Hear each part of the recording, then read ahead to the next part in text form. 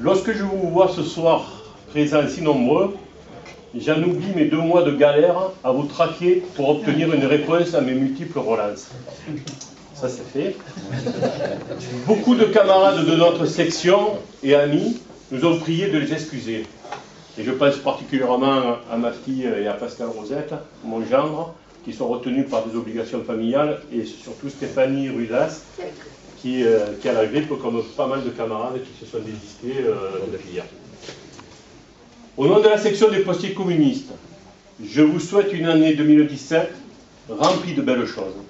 Et surtout, que nous soyons nombreux et en bonne santé pour allumer toutes ces étoiles que nous nous faisons fort d'éclairer dans ce ciel si maussade. C'est magnifique.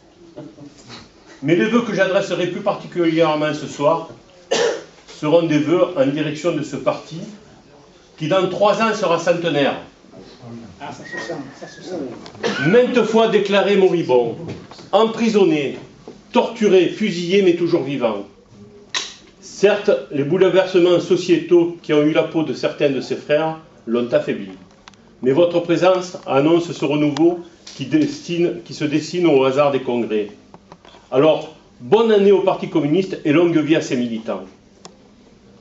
Être communiste, c'est sans cesse mettre en adéquation les aspirations des hommes, nos valeurs, avec la réalité du terrain. Être communiste, c'est toujours rechercher le meilleur chemin pour être utile à notre peuple, même lorsque ces chemins sont obstrués d'obstacles. Alors oui, il y a débat, oui, il y a des divergences, parfois douloureuses, mais la finalité se concrétise par une décision majoritaire et qui devient celle de tous. Depuis le congrès de Tours, là je fais un peu mon mot là, depuis le congrès de Tours, notre parti a été placé devant des choix. Le Front populaire, pour savoir si on participait ou pas, le programme commun, et dernièrement, notre soutien à Jean-Luc Mélenchon. Chaque orientation a été prise dans le cadre démocratique par des adhérents cotisants, seuls acteurs de la décision finale. Et là, on voit bien qu'on est loin des primaires où les adhérents ont perdu complètement leurs droits. Oui, les choses bougent. Et Pierre Laurent avait pointé le caractère évolutif du paysage politique. Ce qui nous demande de poursuivre nos efforts afin que le scénario écrit à l'avance sur les élections de 2017 soit revisité. Alors camarades, je vous demande de l'ingéniosité, de la persévérance et d'être unitaires, pour 2 et souvent pour 3. Trop de souffrance dans les services, trop de luttes justifiées mais archi-minoritaires par manque de perspectives politiques. Notre parti doit réinvestir ses lieux de travail qui génèrent richesse mais aussi mal-vie et mal-être. Rassembler à partir d'un service, jusqu'à rassembler dans l'ensemble du pays, est bien plus révolutionnaire que d'énoncer des slogans accrocheurs. Voilà pourquoi cette section de postiers communistes, voilà pourquoi près de 10 camarades nous ont rejoints en 2016, apportant au cadre vieillissant une bouffée d'air pur et d'espoir. Voilà pourquoi de Marseille, nous avons remis en marche un réseau national de postiers communistes qui compte déjà plus de 60 départements avec un référent. Voilà pourquoi je m'adresse aux amis proches de nous qui n'ont pas fait le pas pour qu'ils nous rejoignent dans cette aventure pas facile, mais tellement enrichissante. Oui, le parti se renforcera s'il montre son utilité. Alors, dans la série des bonnes nouvelles, la télé-réalité de cette dernière semaine nous a comblés. Sarkozy, Hollande, Valls, goûter hors de la ferme. Ça fait du bien, c'est gratuit, mais c'est bon. À ce moment de ma longue intervention, je vous annoncerai une pensée du communiste italien Gramsci, qui est mort dans les geôles de Mussolini. Il disait « Le vieux monde se meurt, le nouveau monde tarde à apparaître, et dans ce clair-obscur surgissent les monstres. » On nommera pas les monstres qui risquent de nous menacer, mais vous voyez qui je veux dire.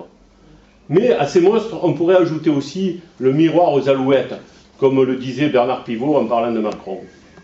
En instar de tapis, en son temps, ils paraissent comme un homme nouveau, mais avec des recettes vieilles comme notre monde, et s'engouffrant dans le rejet des hommes politiques souvent mêlés dans leurs affaires politico-judiciaires.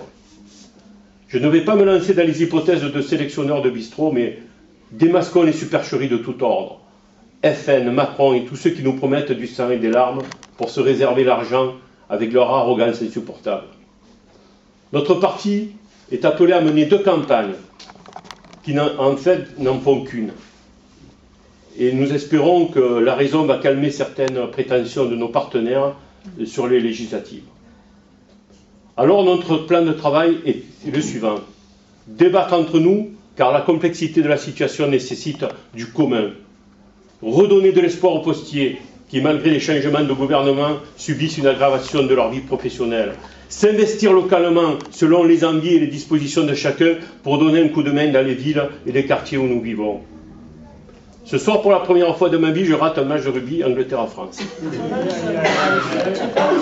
Mais accueilli dans les locaux de ce journal qui accompagne nos luttes,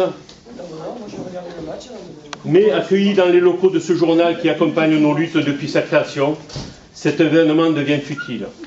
Vous savez que la Marseillaise connaît de graves difficultés, comme la presse en général. Elle a besoin de nous pour partager nos combats.